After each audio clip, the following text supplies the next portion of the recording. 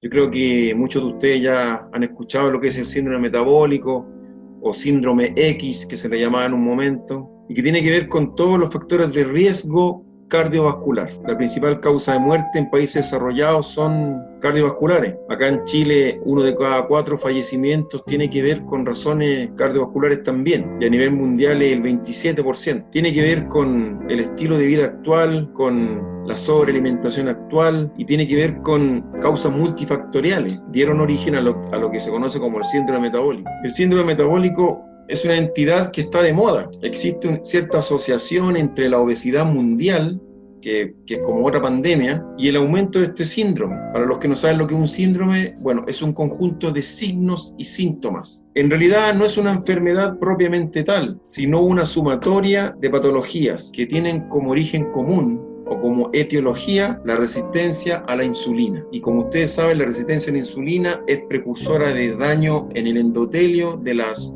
capilares y arterias, y se manifiesta principalmente en lo siguiente. Ahí tenemos ejemplos de ciertas patologías que todas las conocemos, que no quiero entrar en detalle en cada una de ellas, pero que en conjunto generan el síndrome metabólico. La obesidad central, o también la obesidad visceral, hipertensión arterial, intolerancia a la glucosa, que va de la mano con la resistencia a la insulina, dislipidemia, que es el colesterol alto, y un estado protrombótico o proinflamatorio de nuestros tejidos. Ahí se reitera la obesidad abdominal o central, alteraciones de la glucosa, la alteración de los lípidos y la hipertensión arterial. Resumiendo, el síndrome metabólico va girando en torno a esas 4 patologías sumadas entre sí. No es lo único, pero eso a grandes rasgos, ¿ya? Como factores detonantes tenemos lo siguiente. Tal como dije en un momento dado al principio, el sedentarismo juega mucho en contra, la falta de actividad física o falta de actividad física programada, la sobrealimentación, el uso excesivo de alimentos procesados o con grandes cantidades de azúcares, y nuestra carga genética. O sea, si somos hispanos, si tenemos antecedentes familiares de hipertensión, de diabetes, colesterol alto,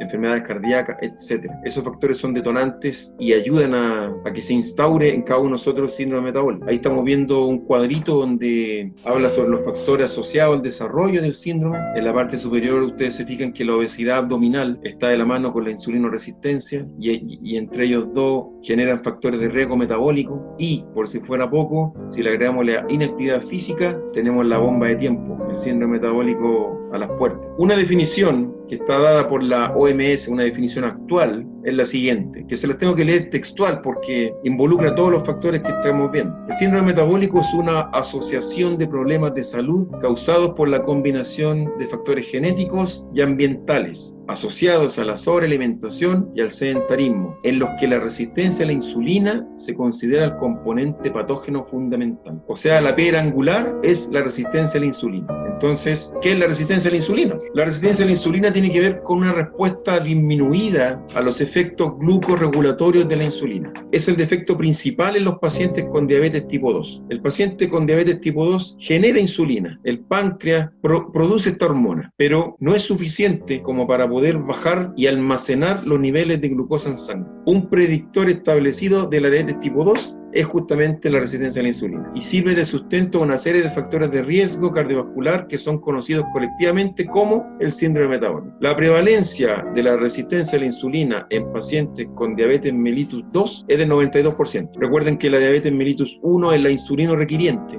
ya esa es la diferencia. Y bueno, la fisiopatología tiene que ver con nuestra genética y también con factores ambientales, que seamos obesos, por ejemplo, que si cuando fuimos pequeños tuvimos obesidad infantil, las mujeres tuvieron diabetes gestacional, etc. Y la actividad física, pues depende si hacemos o no hacemos. Recuerden que cuando uno realiza actividad física controlada, lo que estamos generando es gastar nuestro primer recurso energético, o sea, la glucosa. Si no hacemos actividad física controlada, no estamos quemando azúcares, por lo tanto estamos sobrecargando nuestra sangre de azúcares, y la insulina a veces es incapaz de bajar esa cantidad de azúcar. Entonces, ¿qué hace el páncreas? Empieza a generar más aporte de insulina al riego sanguíneo. Entonces tenemos insulina arriba y azúcar arriba también. La insulinoresistencia va de la mano con la intolerancia a la glucosa. Acá tenemos un cuadro donde relaciona el síndrome metabólico con la resistencia a la insulina. Si el ser humano tiene, por ejemplo, inflamación de los tejidos, cambios en procoagulantes, o sea, cambios en nuestros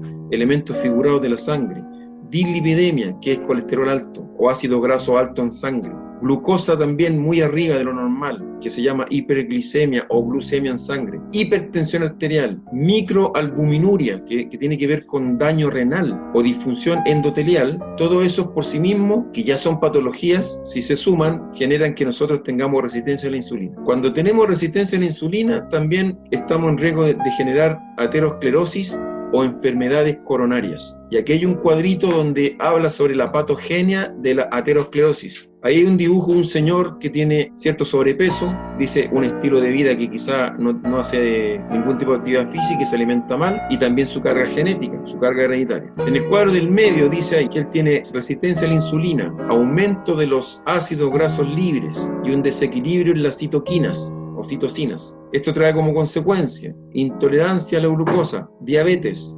dislipidemia. La dislipidemia tiene que ver con colesterol del bueno disminuido y colesterol del malo en aumento.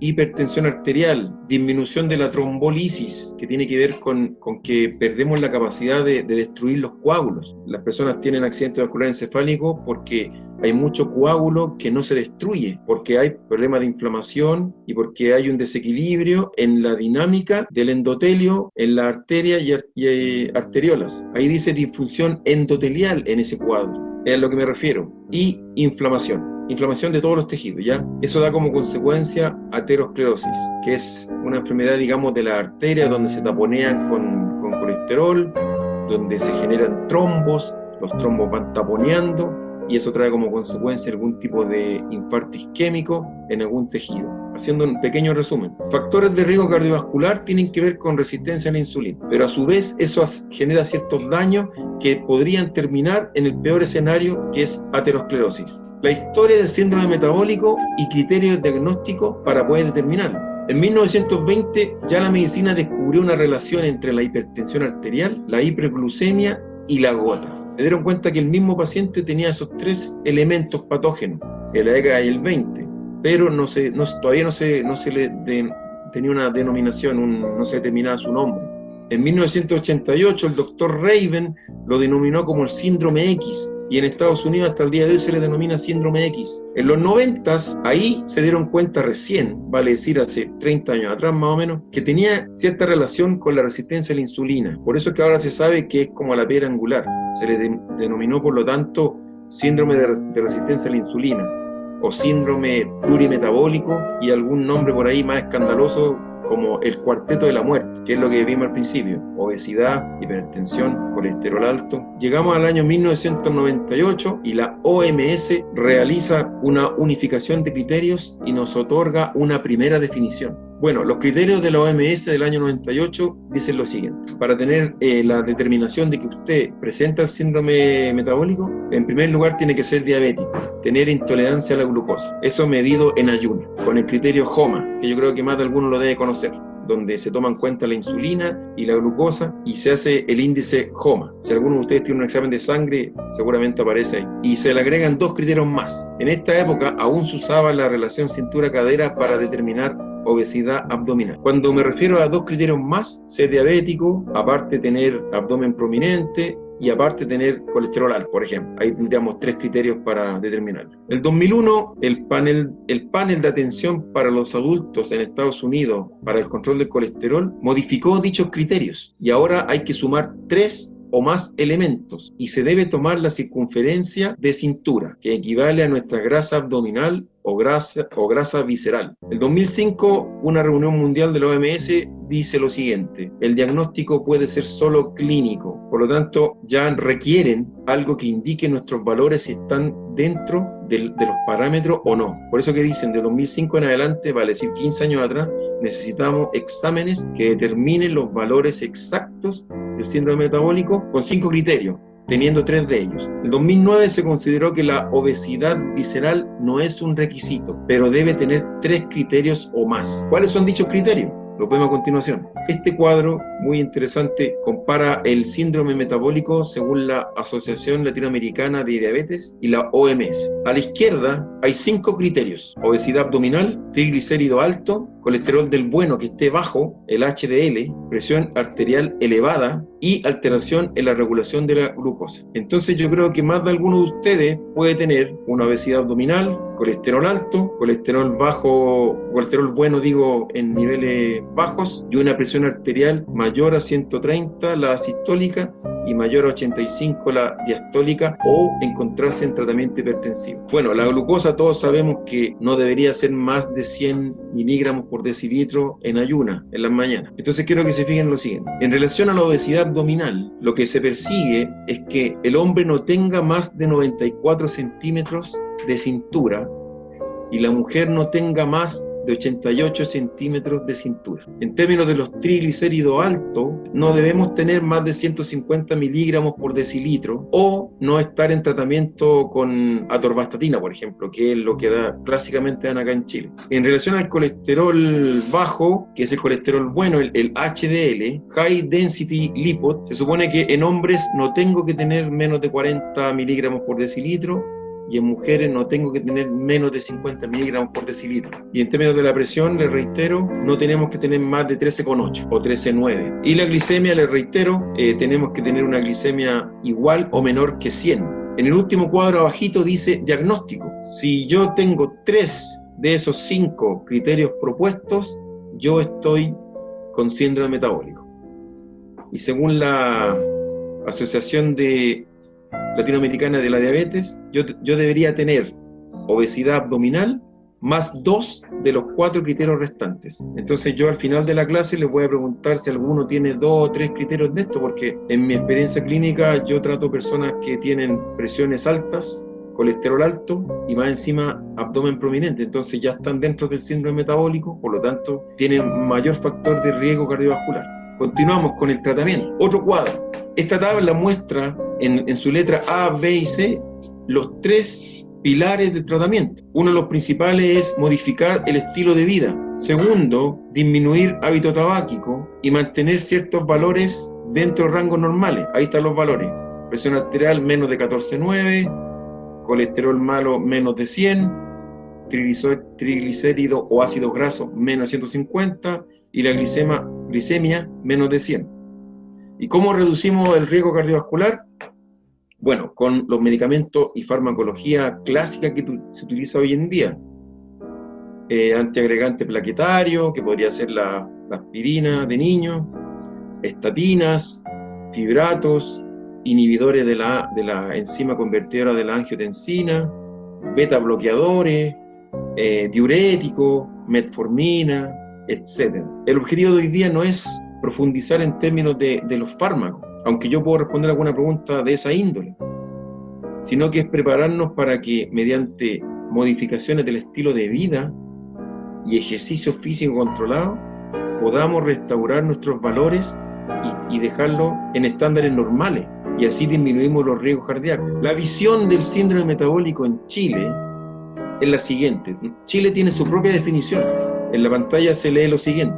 El síndrome metabólico en Chile es el conjunto de factores de riesgo asociados entre sí y que sumados en una misma persona promueven un estado protrombótico y proinflamatorio común en individuos obesos y que incrementa los riesgos mayores de enfermedad cardiovascular y diabetes mellitus 2.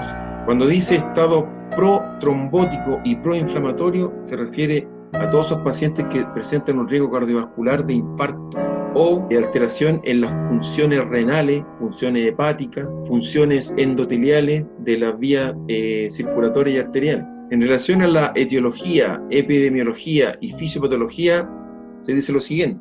Un 25% de la población adulta padece síndrome metabólico.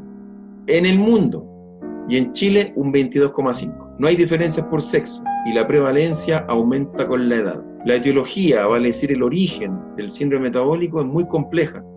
Intervienen factores genéticos, como había dicho anteriormente, hereditarios, y también ambientales. Ambientales, el estilo de vida, hábito tabáquico, que no hacemos ejercicio, que tenemos una vida más bien sedentaria, abusamos de fármacos, no tenemos controles médicos. O sea, la realidad como somos los chilenos más o menos, que nos preocupamos solo al final cuando ya tenemos demasiados síntomas, no nos preocupamos de antes. Factores genéticos como mentales, como les decía, y también que influyen sobre el tejido adiposo y nuestra inmunidad. El tejido adiposo abdominal, recuerden, actúa como un órgano endocrino, liberando excesos de ácidos grasos libres y angiotensina 2, que son cardioacelerantes, y también adipoquinas, que son tipos celulares que promueven la formación de tejido graso. El aumento de los ácidos grasos libres plasmáticos inhibe la captación de glucosa por el tejido muscular. Por lo tanto, el exceso del ácido graso y la angiotensina van produciendo un daño en el páncreas. El páncreas empieza a generar más insulina, pero esa insulina es incapaz de contrarrestar el aumento de azúcar en sangre. Todo esto redunda en que tenemos un aumento de la presión arterial, porque las arterias se empiezan a vasocontraer, y más aún las adipoquinas, que son las células que promueven tejido adiposo, generan reacciones inflamatorias que aumentan la insulinoresistencia y la hipertensión arterial. A nivel bioquímico, esto es un verdadero círculo vicioso.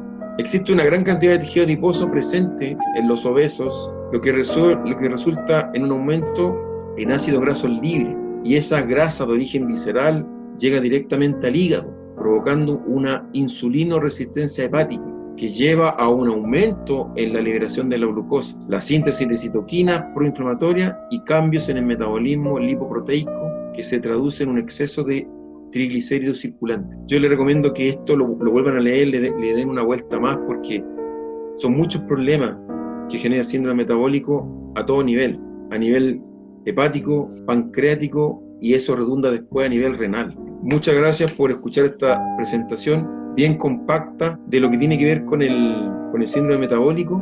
¿Alguna consulta, comentario? Por ahí también veo que está una paciente mía que se llama Yolanda. No sé si Yolita quiere compartir en 30 segundos, en un minuto, su experiencia. ¿La escuchamos? Bueno, Manuel, muy buenas tardes para empezar. Y gracias por todo lo que usted nos enseña, etc. Respecto de mi ACV, fue, hace 4 años y todavía no recupero el equilibrio.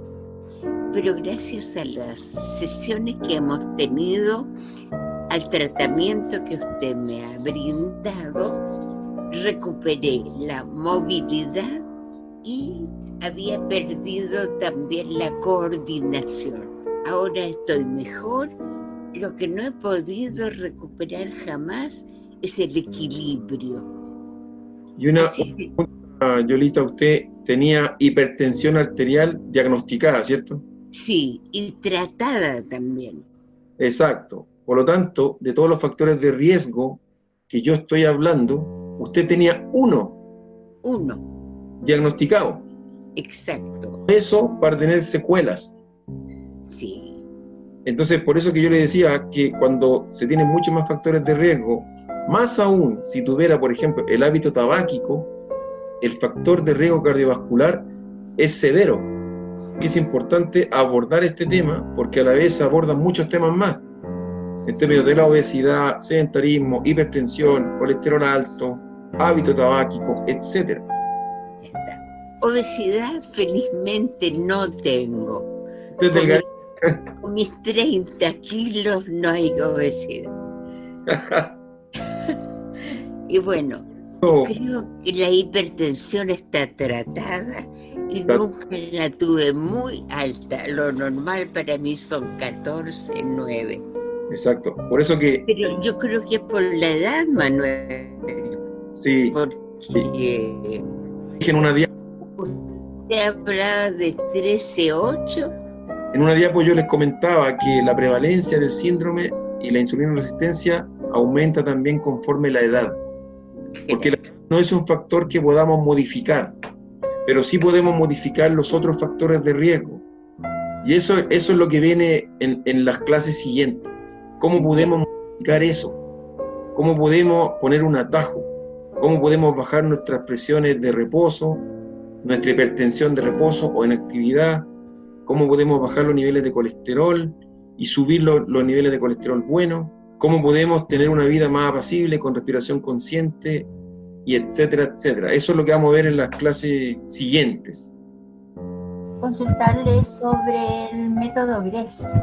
El método GRES habla que usted en las primeras horas del día, podría consumir grasas, por ejemplo, mantequilla, palta, un café con crema, porque en la mañana es cuando mejor funcionan las hormonas digestivas. Entonces, ese método practica eso, comer gran cantidad calórica en las mañanas e ir disminuyendo durante el día. Yo creo que el método GRES, esa parte está bien buena. El miércoles, cuando nosotros hablemos sobre minuta saludable, yo le voy a ahondar sobre eso. La bilis funciona mejor en las mañanas que en la tarde. Por lo tanto, 2 huevos fritos es más saludable comerlo en la mañana que en la tarde, porque la bilis tiene un mejor desempeño en la mañana. Entonces tiene mejor capacidad de emulsión de grasa. Más vamos a ahondar el miércoles, pero la consulta está muy buena porque este curso para allá va. Hablando de dietas y esas cosas, también se habla mucho, o está muy de moda hablar del ayuno intermitente. De todo eso vamos a hacer un comentario el miércoles, porque la verdad que hay dietas buenas, dietas malas, hay dietas donde se cargan a la proteína. Una de las pilares del tratamiento del síndrome metabólico es la adquisición de hábitos saludables, y uno de ellos es comer mejor. Sergio Zúñiga, adelante. Sí, buenas. Una consulta, en torno, por ejemplo, a una persona que sufra síndrome metabólico, ¿algún tipo de entrenamiento específico para esa persona? ¿Algo que no deba hacer por nada del mundo? ¿Algo que sí la beneficie, por ejemplo? Sí, lo más recomendado ahí son ejercicios cardiovasculares que nos ayuden a vasodilatar nuestras arterias. Justamente en virtud de eso es que la clase del miércoles va a tener la pauta, que se la voy a leer, la tengo acá. Lo que involucra nuestra clase del miércoles es la minuta de alimentación saludable y la pauta de actividad física. Pero aquí el amigo Sergio nos pregunta, en específico, claro, son los ejercicios cardiovasculares y de fortalecimiento, porque tenemos que entrenar el corazón y también tenemos que quemar el exceso de azúcar en sangre. ¿Por qué? Porque el ejercicio ayuda a que la insulina tenga un mejor desempeño, a que la insulina baje los niveles de azúcar en sangre. Si yo disminuyo los niveles de azúcar, yo también tengo que generar menos insulina como respuesta. Entonces voy saliéndome del círculo vicioso del síndrome metabólico. Así que todo eso lo vamos a explicar más en detalle. Tengo que explicar ahí, por ejemplo, con qué frecuencia hay que entrenar, cuántos minutos a la semana, qué tipo de ejercicio, cómo elongar. Todo eso está contemplado, así que buena la intervención, buena la pregunta. Esa duda va a ser despejada al 100%. El cardiólogo me dijo de que 13 o 8, 13, 9 es lo normal independiente de la edad. La literatura dice que las presiones deben cambiar conforme cambia la edad de la persona. El tejido elástico de la arteria no es el mismo que usted tenía a los 20 años después que tenga 50 o 60. Según yo, influye la edad, porque el tejido no se comporta de la misma manera. El corazón, el gasto cardíaco no es el mismo de cuando usted tenía 20 años. Sí coincido en algo. Creo que tener 14,9 a los 50, 60 años es normal. Y tener un 12,8 a los 30 es normal. Y un 11,7 a los 20 es normal. Entonces hay ciertos parámetros que van cambiando con la edad y van cambiando también con la contextura de la persona. También tienen que ver con si la persona es entrenada o no, si es deportista o no. Un deportista siempre tiene las presiones más bajas que alguien sedentario. Basta que yo estoy un poco deshidratado y estoy hipertenso. O, por ejemplo, tengo mucha retención de líquido, no he ido mucho al baño, también puedo tener la presión alta.